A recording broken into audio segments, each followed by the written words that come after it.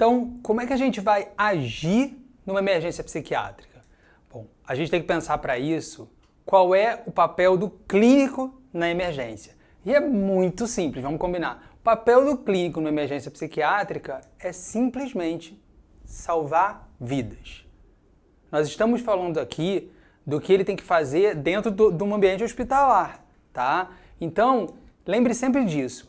Todo clínico tem que ficar focado principalmente nisso aqui. Porque se a pessoa ficar presa a querer tratar esse paciente, descobrir se a questão é psiquiátrica ou clínica, ele vai perder tempo. Muitas vezes não se trata disso e esse não é o objetivo do médico na emergência, tá? Então, primeira coisa, sempre lembrar, todo paciente, sem exceção, tem que chegar lá e ter estabilidade clínica. Tá? Então, o protocolo para o paciente, seja ele psiquiátrico ou não, é sempre o mesmo. A gente vai procurar sinais vitais, glicose fundamental. Tá? Hipoglicemia é um quadro, um diagnóstico diferencial extremamente relevante para sintomas de agitação psicomotora. Tá? Além disso, rebaixamento do nível de consciência. Avaliar se esse paciente está rebaixado. Porque se ele, mesmo que ele esteja falando um monte de bobeira, se ele estiver com nível rebaixado de consciência, grandes chances disso ser orgânico. Tá? Os transtornos psiquiátricos não geram rebaixamento do nível de consciência. Tá? Bom, vamos lá. Qual é a melhor forma da gente fazer, então, esse diagnóstico? Tá? Se trata de orgânico ou mental?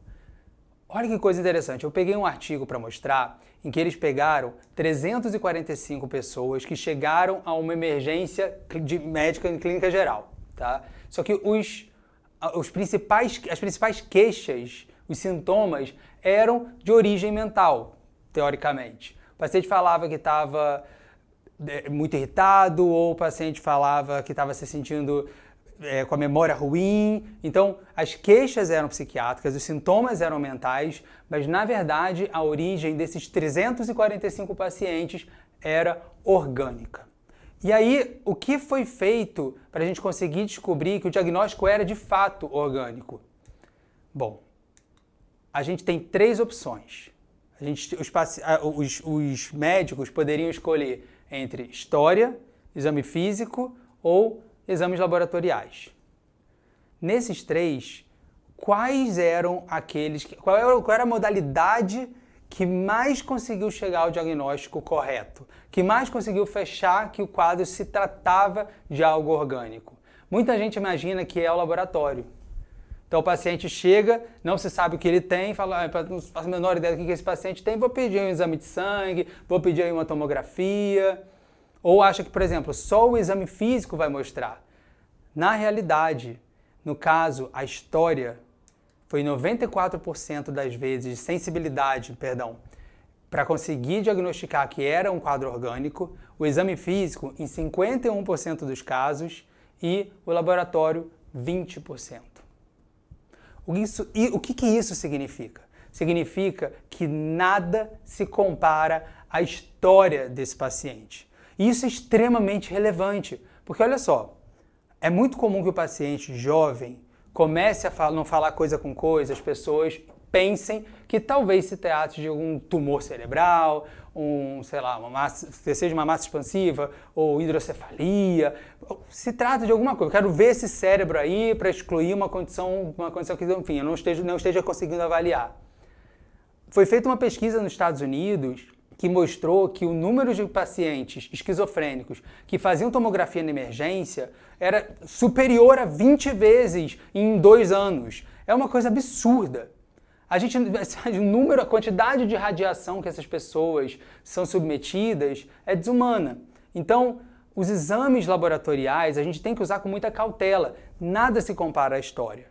Então, assim, lembrar, a história é o que mais nos direciona para a diferenciação de um quadro orgânico para um quadro mental, tá bom?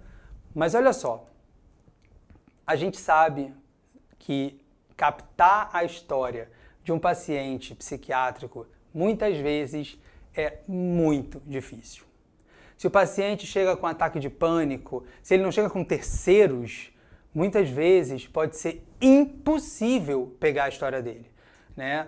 Então, para isso, a gente vai ter que lançar mão de alguns métodos alternativos ou de improvisação, tá? Um bom médico vai sempre fazer isso, ele vai sempre procurar o que é possível ser feito mesmo fora dos guidelines, mesmo fora das diretrizes, tá?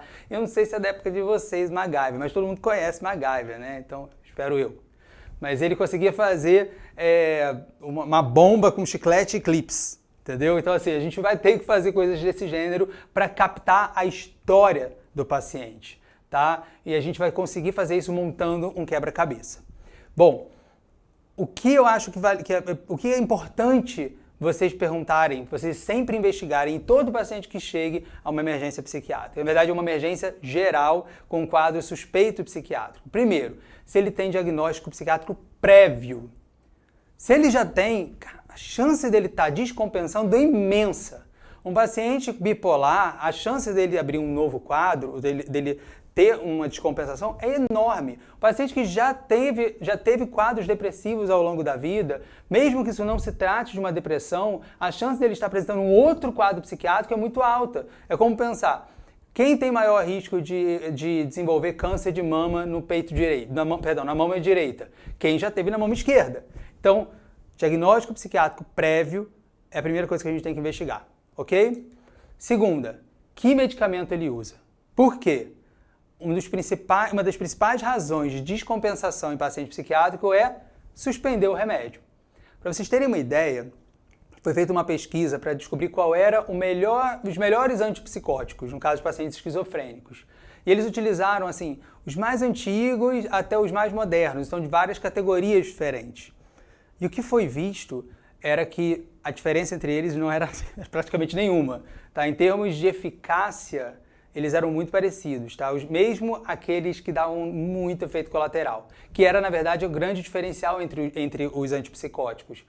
Os efeitos colaterais, não os efeitos terapêuticos. O que faz com que a gente diferencie, né? Eficácia de eficiência. Eficiência envolve a pessoa na vida dela. Então ela não conseguia usar porque engordava muito, ou não conseguia usar porque ficava meio robótica. Mas em termos de antipsicótico, né? O efeito para a psicose é a mesma coisa. Mas por que eu estou falando isso? Porque essa pesquisa mostrou que em 18 meses, 75% dos pacientes abandonaram o tratamento de alguma maneira. Então, a chance do paciente se manter em tratamento é baixa. A gente tem, às vezes, se não me engano, em 2 anos, 50% dos pacientes param de tomar o remédio, o antidepressivo, por exemplo, que é o tratamento para transtorno do pânico. Então, que medicamento ele usa? Ter uma breve ideia sobre isso pode ajudar bastante. Porque, por exemplo, no caso, existem muitos antidepressivos que, se a pessoa parar de um dia para o outro, ela entra numa crise de ansiedade, sintomas de retirada. Mal-estar, uma tonteira, parece hipoglicemia, mas não é. E é sintoma de retirada. A pessoa acha que está tendo um ataque de pânico, mas na verdade ela não tomou a venlafaxina, a desvenlafaxina, que são os principais que geram isso, tá? Bom, a pergunta óbvia, todo mundo sempre tem que fazer, se a pessoa usou alguma substância, tá? Maconha, por exemplo, é muito comum estar associado ao primeiro surto de esquizofrenia. Também está associada à abertura de quadros maníacos em paciente bipolar. Tá? Isso sem falar também de cocaína, crack. Tudo isso pode fazer com que a pessoa se apresente com sintomas psiquiátricos, ok? Bom, a gente sempre deve investigar se esse paciente está psicótico, ok? A psicose, existem várias formas de a gente avaliar, mas principalmente tente perceber se você não consegue ver muita coerência nas emoções desse paciente. Eu costumo dizer que a psicose ela é avaliada através do nosso limite da empatia. Por exemplo, se o paciente chega para você muito irritado porque disse que ele viu a mulher traindo ele, ou o homem traindo ela, faz sentido? Você consegue perceber, sentir, se colocar no lugar da pessoa? Consegue ter empatia por isso? Ok. A maioria sim. A não ser que você não liga a mínima para a pessoa que você está, mas enfim, a maioria sim. Agora, se o cara fala para você que ele está desesperado porque quando ele viu a caneta virada dessa posição, ele descobriu que o pai dele não é o pai dele. Concorda que é difícil se colocar no lugar? Então, a psicose, a gente costuma dizer que ela é essa fronteira entre a empatia e essa incoerência, que a gente não consegue se colocar. Tá? Mas o histórico prévio de psicose, ou se esse paciente se apresenta paranoico, grandioso, nos ajuda bastante a saber qual é a medida que a gente vai tomar.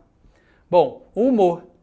A gente tem que avaliar o humor desse paciente. Aliás, a gente tem que avaliar o humor de todos os pacientes, tá? E não é só bem-humorado. Ele não tem, se ele está chegando numa emergência geral, ele não vai estar bem-humorado. Não se trata disso. Mas se o humor dele está exaltado ou se o humor dele está embotado, está hipotímico, né? Se o paciente está para baixo, muitas vezes o paciente para baixo, no caso do idoso, pode ser depressão e parece um quadro demencial. Então, sempre avaliar esse humor. E é muito importante a gente fazer uma avaliação breve do estado mental. É muito rápido, tá? A gente consegue avaliar, a gente nem sempre precisa completar o Mini-Mental num quadro de emergência. Mas o paciente mostrar a orientação dele, tempo espacial, o nível de atenção que ele está, se ele está consciente, se existem alterações, se ele consegue conversar contigo de forma também coesa, tudo isso já faz uma avaliação do estado mental inicial. Tá? Então, lembrando do que a gente falou, a história é o que mais ajuda a gente a fazer o diagnóstico. E a diferenciar se esse paciente está orgânico ou não, que é o que vai salvar o paciente, certo? Tá. Mas se é difícil para a gente conseguir captar a história, isso significa que a gente tem que ter um excelente exame físico, tá?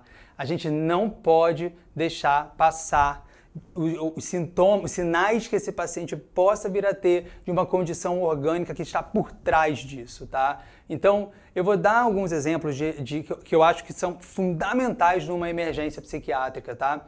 Primeiro, avaliem os olhos. Sempre olhar os olhos da pessoa. Você acredita que esses olhos são normais?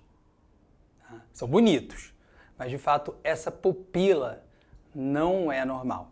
E o que a gente chama de anisocoria mostra, assim, existe anisocoria que não necessariamente tem significado clínico, tudo bem.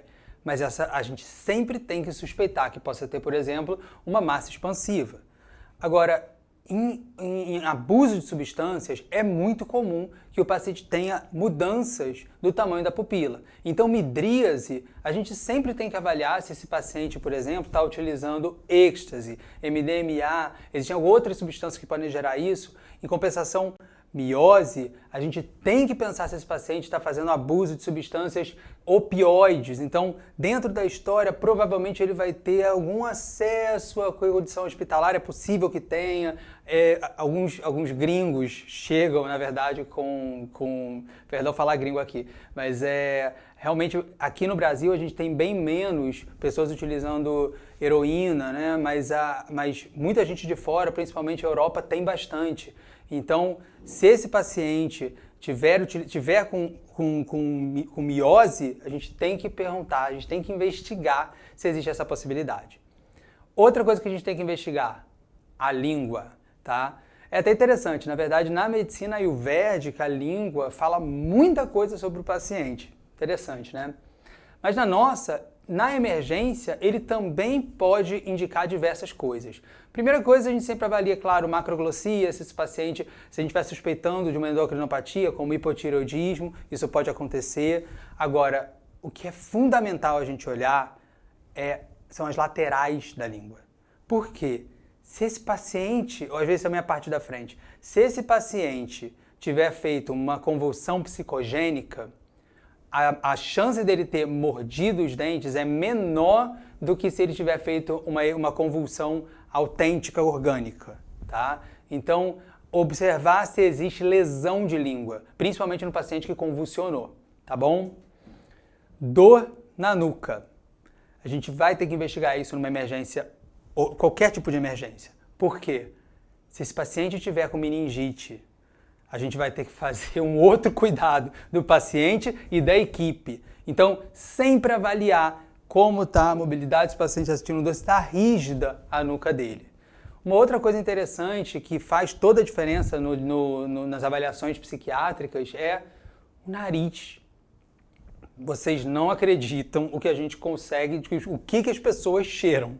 Então, assim, a gente consegue ver na emergência, quando o paciente é usuário, em geral, halo branco, às vezes halo um pouco mais interno, porque ele secou. Então, tem que olhar. Nem sempre é cocaína. Muitas vezes é ketamina. Já aconteceu de paciente mais comprometido, de fazer com biperideno, novalgina. Ritalina é muito comum em estudante de medicina. Então, temos que observar essas narinas e fazer assim, ó, ver como é que tá dentro, ok? E a pergunta que todo mundo quer, na verdade, é se eu vou ou não pedir algum exame complementar. Quando é que a gente pede?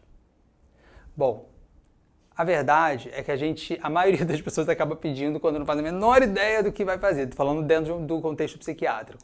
A gente vai pedir quando a gente suspeitar de alguma coisa. Não é para a gente sair pedindo exame, porque a gente não faz a menor ideia do que a pessoa tem.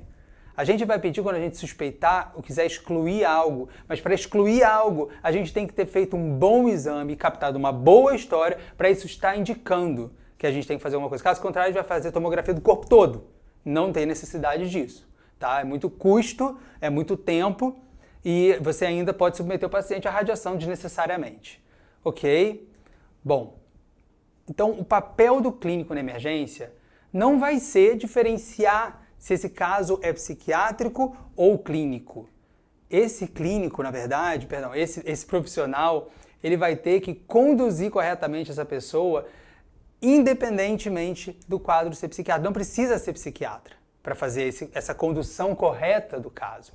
O que a gente tem que fazer é estabilização. Esse é o mais importante dentro de uma emergência, ok? E a última coisa, dentro desses papéis de um clínico geral no hospital, é o encaminhamento correto. Como a gente tinha falado, esse paciente tem que ser tratado, seja no CAPS, e o CAPS é reservado para os casos mais graves, ou para o APS. Então, casos de depressão moderada, casos de ataque de pânico, são casos para serem tratados na atenção primária de saúde. Não há necessidade de enviar para um CAPS. Então, o CAPS vai ser para os casos mais graves, em que exista uma condição também social envolvida, por exemplo.